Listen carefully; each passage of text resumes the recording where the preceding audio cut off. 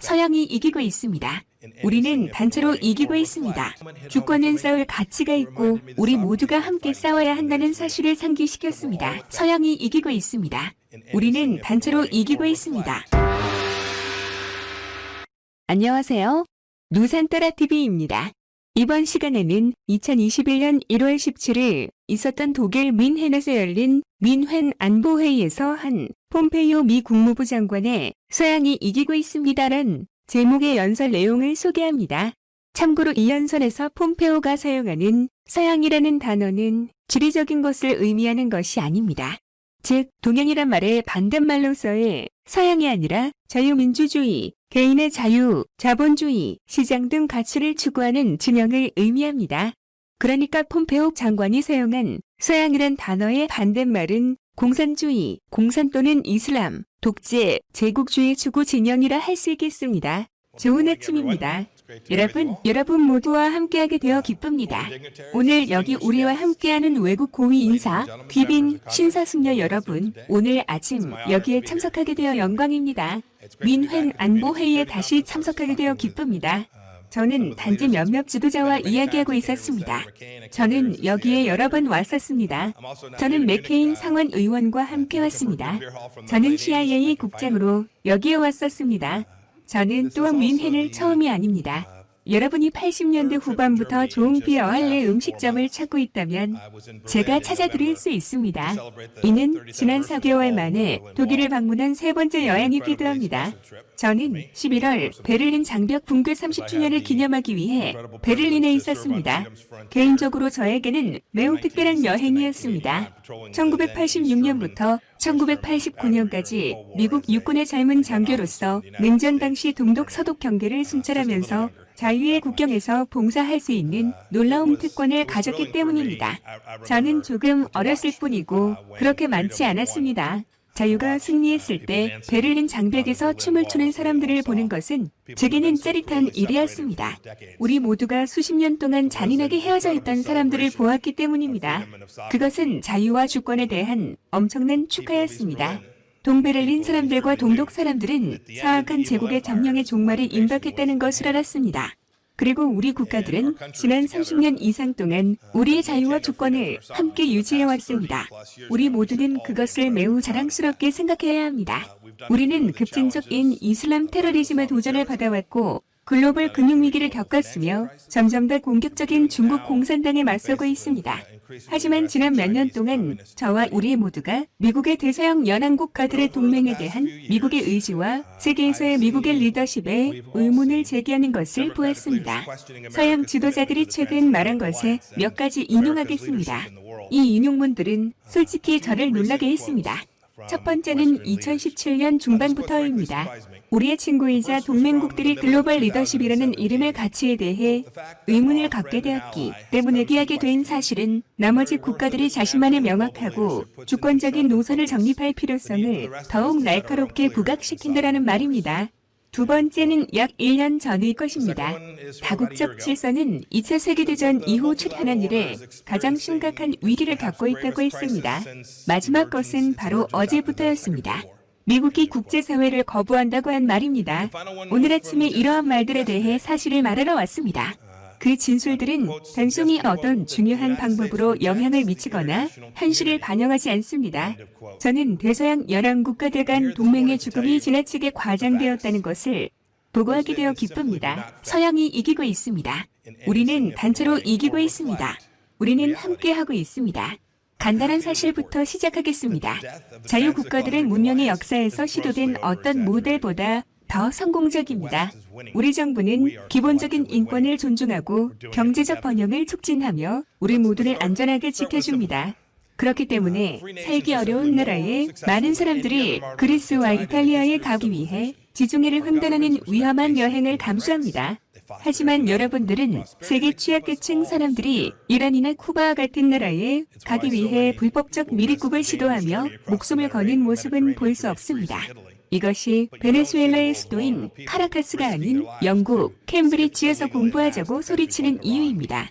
그래서 러시아의 상트페테르부르크가 아닌 미국 실리콘밸리에서 사업을 시작하기 위해 경쟁합니다. 이것이 아시아의 국가들이 1950년대와 60년대의 비참한 가난에서 벗어나 오늘날 세계를 선도하는 경제가 된 이유입니다. 여러분 모두는 밤에 환하고 밝게 빛나는 남한과 캄캄하고 어두운 북한 간의 차이점을 지도로 보셨을 것입니다. 다른 나라의 서방으로 향하는 승리의 길을 보세요. 베트남은 1980년대부터 우리와 같은 방향으로 나아갔습니다. 저는 여기에서 아프리카로 가겠습니다. 저는 우리처럼 되고 싶어서 경제개혁을 위해 열심히 노력하는 에티오피아에 있을 것입니다. 오늘날 서반구 전역에서 쿠바, 니카라과, 베네수엘라만 독재국가라는 의심을 받고 있습니다. 한편 미국은 번영하고 있습니다. 우리의 정치 체제는 자유롭고 엄청난 회복력을 가지고 있습니다. 우리 경제도 튼튼합니다. 전체 실업률은 반세기 이상 동안 가장 낮으며 경제 성장은 곧바로 진행되고 있습니다. 여성 실업률은 거의 70년 만에 최저 수준입니다. 블루 칼라 근로자들을 포함한 미국의 모든 소득 수준에서 임금이 인상되고 있습니다. 이것이 서양 사상의 힘입니다.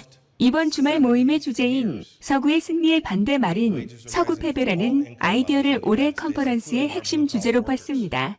그리고 여기에서 자신을 현실주의자라고 부르는 많은 분들이 계시겠지만 무엇이 진짜인지에 대한 아이디어를 드리도록 하겠습니다. 서양이 이기고 있습니다. 자유와 민주주의가 승리하고 있습니다. 그렇다고 해서 단지 지리적 국가만을 의미하는 것은 아닙니다. 서양은 공간이나 실제 상태의 일부를 정의하지 않습니다. 어느 나라든 개인의 자유, 자유기업, 국가 주권에 대한 존중의 모델을 채택하는 모든 국가를 의미합니다. 그들은 서양에 대한 생각의 일부입니다. 저는 오늘 아침 주권이 우리의 위대함을 어떻게 전체적으로 뒷받침하는지 잠시 말씀드리고 싶습니다. 보세요. 우리는 우리 민족을 안전하게 지키기 위해 국경을 순찰합니다. 그래서 그들은 계속해서 예비하고 일하며 방해 없이 우리나라를 위대하게 만들 수 있습니다. 우리는 그들이 우리의 주권에 간섭하거나 우리의 친구들에게 해를 끼치려고 하지 않는 한 모든 국가가 그들이 원하는 대로 그들의 일을 수행할 권리를 존중합니다. 보세요. 우리는 다른 나라들에게 인간의 존엄성을 지키라고 촉구합니다. 왜냐하면 우리는 양도할 수 없는 권리를 믿기 때문입니다. 우리는 독립국가를 지지합니다. 우리의 사명, 우리의 대표적인 군사 프로젝트는 방어를 위한 동맹입니다. 우리는 법치주의를 존중하고 지적재산권을 존중합니다. 우리는 다른 나라의 선거에 간섭하지 않습니다. 29살의 제 아들이 말하듯이 서양에서는 우리는 그저 그런 식으로 굴지 않아요. 국가의 주권을 존중하는 것은 우리의 성공의 비결이자 중심입니다. 서양이 이기고 있습니다. 하지만 장벽이 무너진 지 30년이 넘은 지금 주권을 존중하지 않는 나라들은 여전히 우리를 위협하고 있습니다. 일부 국가들은 여전히 제국을 꿈꾸고 있습니다. 영토의 완전성 혹은 오히려 그것을 경멸하는 나라들에 대해 이야기해봅시다. 러시아는 크림반도와 동부, 우크라이나와 그루지아의 일부를 점령했습니다. 이란의 미사일은 사우디의 석유 시설에서 폭발하며 이란의 대리군은 이라크, 레바논, 시리아, 예멘에 주둔하고 있습니다. 중국이 베트남, 필리핀, 인도네시아의 배타적 경제 수역을 침범합니다. 그리고 그 시점에서 중국은 거의 모든 국가와 국경 또는 해양 분쟁을 겪었습니다. 그리고 다른 영역인 사이버 보안에 대해 잠시 이야기해 보겠습니다. 화웨이와 다른 중국 국영 기술 회사는 중국 정보기관의 트로이 목마입니다. 러시아의 허위 정보 캠페인은 우리 국민들을 서로 적대시하려고 합니다. 이런 사이버 공격은 중동 컴퓨터 네트워크를 괴롭힙니다. 우리는 물리적 보안과 사이버 보안에 대해 이야기했습니다. 경제 강압도 작용하고 있습니다. 러시아는 중앙아시아에서 충성을 요구합니다. 중국은 계속적인 협상 진행을 위해 대만과 홍콩의 침묵을 요구합니다. 중국은 어떤 국가가 감당하기 어려운 대출 조건을 충족할 수 없을 때 상대 국가로 하여금 국가 인프라 일부를 대신 지불하라고 요구합니다. 다른 나라의 정치 구조에 대한 존경에 대해서도 이야기해 봅시다. 이란은 오늘날 우리가 여기 앉아있는 것처럼 깨끗하고 주권적인 정부만을 원하는 젊은 이라크인들과 레바논인들을 억압하고 있습니다. 중국은 점점 더 미국의 주 및 지방 차원의 공무원들을 포섭하려 노력하고 있습니다. 우리의 FBI 국장, 우리의 검찰총장, 그리고 저는 바로 지난주에 이것에 대해 모두 이야기했습니다. 그들은 우리의 연방 수준뿐만 아니라 주와 지방 공무원들에게도 영향을 미치려 하고 있습니다. 그리고 이것은 유럽 전역과 전 세계에서 일어나고 있습니다. 보십시오. 이건 중요합니다. 이것은 그 공격이 주권을 불안정하게 하고 주권의 질을 떨어뜨리고 노예가 되게 하기 때문입니다. 주권에 대한 공격은 사실 사고의 이상을 파괴하는 것입니다. 바로 그 자유에 대한 공격인 것입니다. 하지만 여기에 좋은 소식이 있습니다. 많은 것이 있습니다. 미국은 이 위험한 위협을 계속 응시해왔고 앞으로도 계속 주시할 것이며 우리는 눈을 깜빡이지 않을 것입니다. 우리는 우리 국민들을 보호하고 있습니다. 우리는 우리의 자유를 보호하고 있습니다. 우리는 우리가 사는 방식을 선택할 수 있는 주권을 보호하고 있습니다. 미국은 이란의 이슬람 공화국에 대해 중동과 유럽 모두에서 테러 캠페인에 기름을 부을 수 있는 외교적 성역과 재정 능력을 박탈하기 위해 열심히 노력해왔습니다. 미국은 중국의 불공정 무역 관행이 우리에게 영향을 미치는 세계, 중국 공산당의 새로운 공격적 방향, 그에 맞서기 위한 군사 및 외교적 노력을 일깨워 주었습니다. 미국은 우크라이나를 러시아 침략으로부터 방어하기 위해 무장시켰고 러시아의 거듭되는 사이버 공격에 맞서기 위해 발트 국가들과 사이버 보안에 협력했습니다. 그리고 오늘 우리 유럽 친구들의 조건, 번영, 에너지 자립에 대한 우리의 지원에 대한 새로운 진술로서 오늘 나는 국제개발금융공사를 통해 그리고 미국 의회의 지원으로 우리는 세계바다 주도권을 가진 중앙 및 동유럽에 최대 10억 달러의 자금을 제공하고자 하는 것을 발표하고자 합니다. 우리의 목표는 매우 간단합니다. 그것은 전 세계의 자유와 민주주의를 보호하기 위해 에너지 부문에 대한 민간 투자를 활성화하기 위한 것입니다. 이제 제가 시작했던 곳으로 돌아가서 여러분에게 묻겠습니다. 이런 미국의 행동들이 미국이 세계적 리더십의 가치를 의심하게 되었다는 주장과 일치하는가요? 또한 우리가 여러분들과 함께 한 일, 특히 나토를 지원하기 위해 한 일을 생각해 보십시오. 미국은 나토의 4천억 달러의 새로운 공약을 촉구했습니다. 우리가 이렇게 한 것은 우리가 합력할 때 그리고 우리가 가장 강력한 힘과 능력을 발휘할 때 국가가 더 안전하기 때문입니다. 미국 역시 동맹국들과 함께 냉전 이후 나토의 동부 측면을 가장 크게 강화했습니다. 미국은 러시아가 거듭 조건을 위반하자 나토의 만장일치 지지를 얻어 INF 조약에서 탈퇴함으로써 군비 통제에 대한 신뢰를 회복했습니다. 이는 파트너들과 함께 미국 리더십의 몇 가지 상징적인 노력일 뿐입니다. 우리는 항상 우리가 하는 모든 일에 동맹국들과 파트너들을 참여시키기 위해 노력합니다. 예를 들어 나토 연합군과 함께 실시되는 디펜더 유럽 20을 선도하고 있습니다. 이 훈련은 25년 이상 만에 최대 규모의 미군 병력을 유럽에 배치한 것입니다. 미국은 호르무즈 해협 수로를 보호하고 남중국해 전역에 걸쳐 항행의 자유를 수호하기 위해 각국을 순시했습니다. 미국 역시 북한이 핵무기 프로그램을 계속 개발하는 것을 막기 위해 국제적인 제재와 함께 일해왔으며 우리는 북한을 지속적으로 협상 테이블로 복귀시키기 위해 노력했습니다. 미국도 북한이 핵무기 프로그램을 계속 개발하는 것을 막기 위해 국제적 제재, 세계적 제재와 협력해왔으며 우리는 북한을 지속적으로 협상 테이블에 복귀시키기 위해 노력해왔습니다. 우리는 IS 칼리프를 무찌르기 위한 글로벌 싸움에서 81개국을 이끌었습니다. 우리는 알바그다드를 제거했습니다. 우리는 지난달 아라비아 반도의 알카에다 지도자를 제거했습니다. 이것이 국제사회를 거부하는 미국입니까? 그리고 저는 이방의 특별한 관심사를 알고 있습니다. 우리는 다자간 맥락에서 주권을 보호하는 임무를 추구해왔습니다.